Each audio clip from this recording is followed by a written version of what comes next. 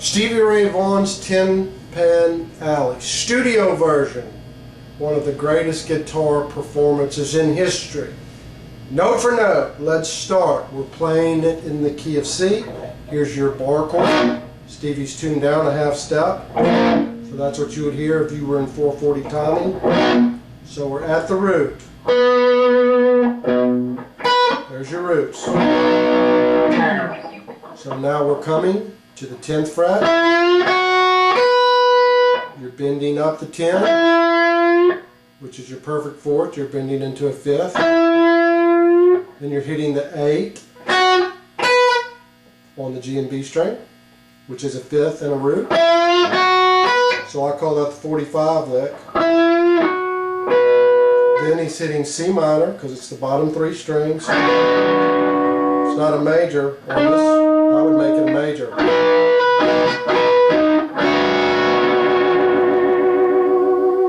That's the first lick. Then a little trill on the G string. Hammer on, hammer off. Then actually the trill 8, 10 at the D string. 10, 8. Reverse unison bend. Instead of this, he does 11, 10. Bends up to 10, comes out into the 8. Into his root. Then he does, I call a little roll down. That's 8, 10, 9, 8, 11, 8. Then trill on your flatted 7 root on the D string, which is 8, 10. We'll roll up 8, 10, 8, 10, and then all the 8s. Does the 45 lick again.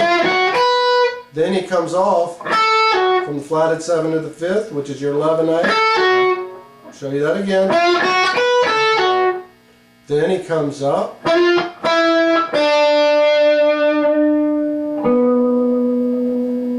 Rolls down into the subdominant chord.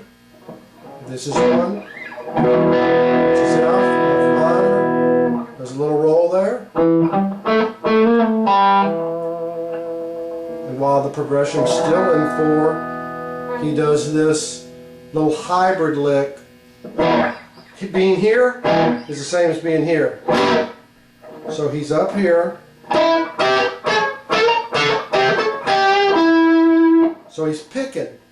He's starting on the D string at 15 and then 13 on the E string. Then the 13, 13 on the G and E. Hammering onto the 15 but retaining the 13.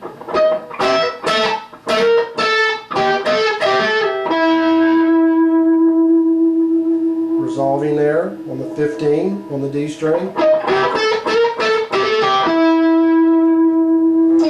He comes back and does a real fast little roll in primary position.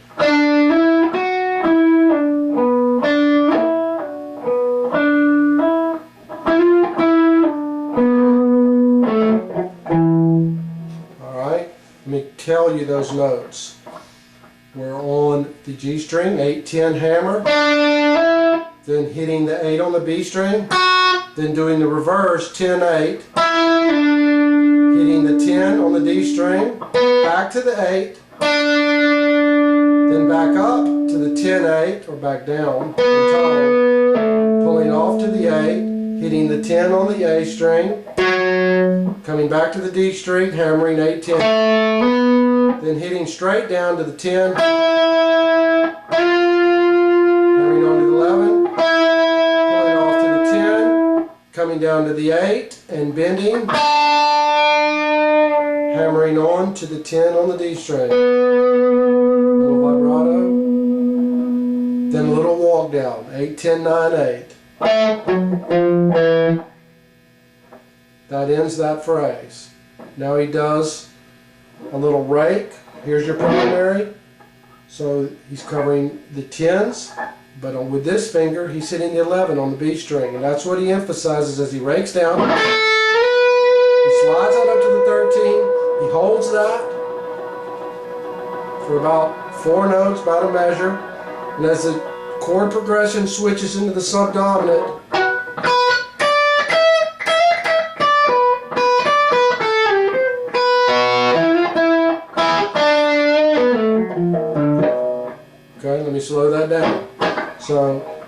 using this little, what I call a little L shape. So on that 13 on the B string, then it's 13, 11, 13, then hammering the 14 and coming off to 11,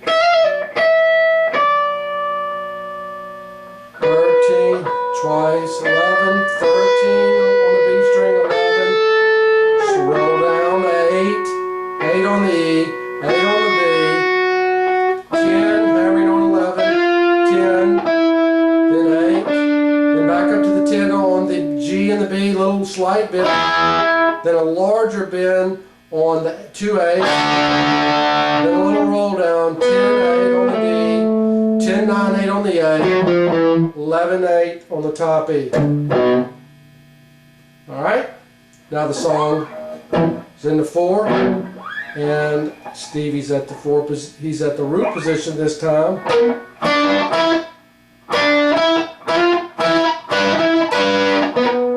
So we're at the primary. Well, here's your root, 10. Then both 8s on the G and the E.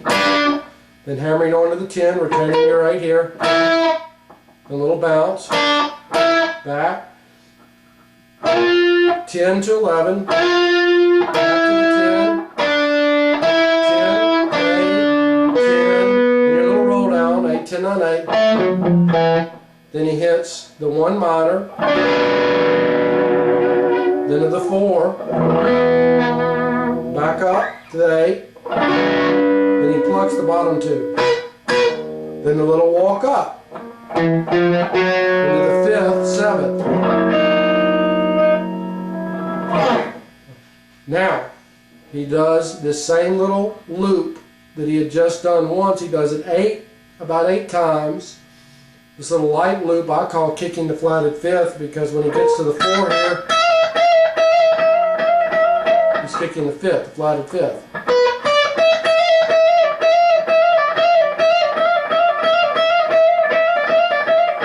Goes out about 8 times, then he rolls down. 13, 11, 11, the B string slides down, A, then 10, he hammers on it at 11, he's on the G string, 10, A, 10 on the D string. Then he slides from the 10 and the 11 up to the 11 and the 12 and does a double stop.